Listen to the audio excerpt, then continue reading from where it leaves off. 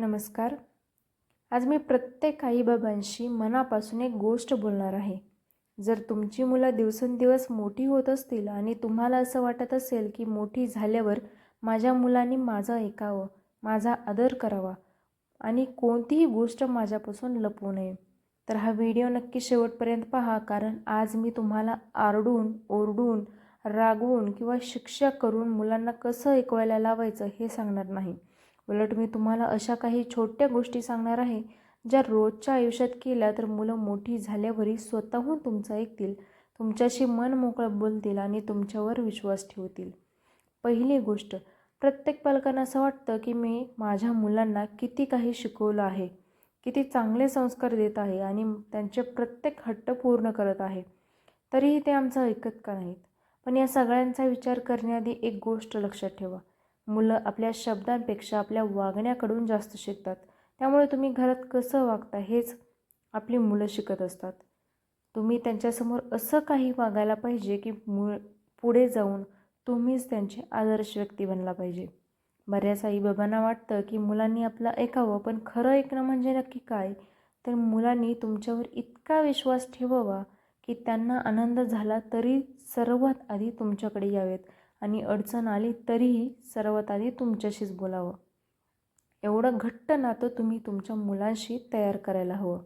आणि असं नातं तयार करणं म्हणजे सुरुवातीच्या दिवसापासूनची मेहनत असते. आता मी तुम्हाला अजून काही महत्त्वाच्या गोष्टी सांगते. अनेकदा आपण मुलांना शिकवण्याच्या व संस्कार देण्याच्या नादात त्यांच्यावरती खूप अपेक्षा टाकायला लागतो. हे कर, हे करू नको, असं बोल, असं बस, हेच खा, हेच घाल, हेच शिक, हे श्लोक पाठ कर, असंच वागलंच पाहिजे. आपला हे सांगणं हा हेतू चुकीचा नसतो. आपल्याला मुलांचं चांगलंच हवं असतं.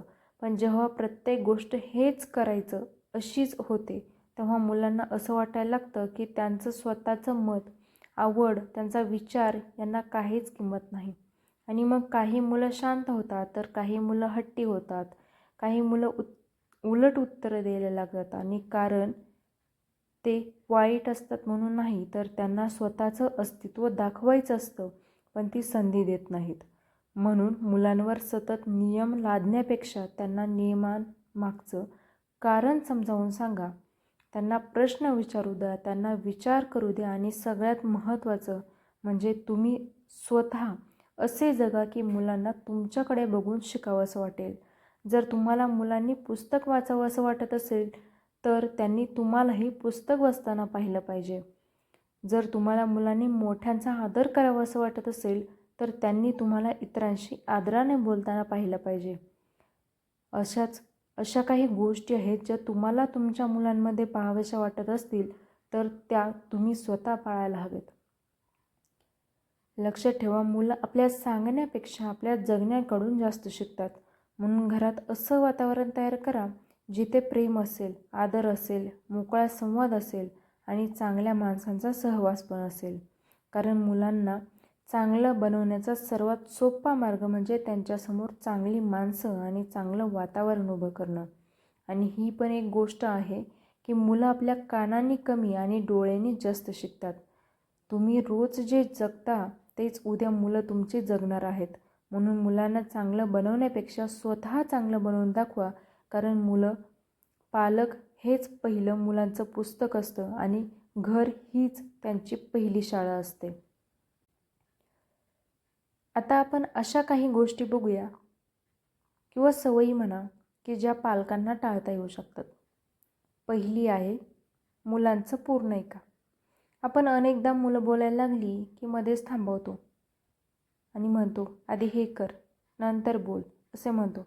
पण त्याच क्षणी मुलांना असं वाटू शकतं की माझ्या बोलण्यापेक्षा यांना बाकीच्याच गोष्टी जास्त महत्त्वाच्या आहेत.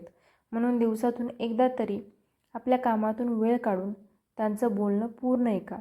हा छोटा बदल मुलांच्या तुमच्यावरती जास्त विश्वास वाढवतो. दुसरं आहे, सतत चुका दाखवू नका. जर प्रत्येक वेळी फक्त चुकाच दाखवत गेला तर मुलं प्रयत्न करणंच कमी करतात. चूक झाली तर ती समजावून सांगा, पण त्यांना एखादी चांगली गोष्ट केली असेल तर त्याचं कौतुकही करा. कौतुकामुळे मुलांना पुन्हा चांगलं काहीतरी करण्याची प्रेरणा मिळते. तिसरं आहे, तुलना करू नका. प्रत्येक मूल हे वेगळं असतं. शेजारचा मुलगा बघ किंवा तुझी बहीण बघ अशी तुलना केल्याने मुलं सुधारत नाहीत. उलट त्यांचा आत्मविश्वास कमी होतो. ते उलट वागायला लागतात, चिडचिड करायला लागतात, रागराग करायला लागतात. तुलना करण्याऐवजी त्यांच्या स्वतःच्या प्रगतीचं कौतुक करा. 4 आहे, फक्त अभ्यासाच्याच गप्पा मारू नका. घरातील प्रत्येक संवाद अभ्यास, मार्क आणि होमवर्कभोवतीच बसू नका. तर मुलं बोलणं टाळतात. कधी त्यांना विचारा, आज तुला सगळ्यात जास्त आनंद कशामुळे झाला? किंवा असं काही प्रश्न विचारा की ज्याच्यामधून मुलांना इंटरेस्ट तयार होईल. त्यामुळे तुमचं या छोट्या छोट्या गोष्टींमधून नातं घट्ट होत जाईल. 5 आहे, हट्टावर लगेच रागवू नका. मुलं हट्ट करतात कारण त्यांना ती गोष्ट खूप हवी असते किंवा त्यांना त्यांची भावना व्यक्त करायची असते. आधी त्यांचं कारण ऐका आणि मग शांतपणे त्यांना समजावून सांगा.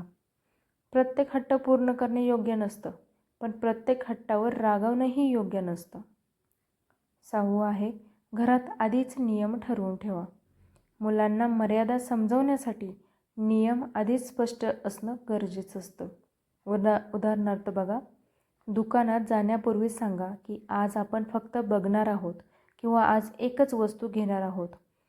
ही गोष्ट मॉलमध्ये जात असताना खूप लागू पडते. आधी नियम माहीत असले की मुलं ते स्वीकारायलाही शिकतात. हा व्हिडिओ तुम्हाला कसा वाटला हे कमेंट करून सांगा. जर व्हिडिओ आवडला असेल तर व्हिडिओला लाईक, शेअर आणि चॅनलला सबस्क्राईब करायला विसरू नका. धन्यवाद.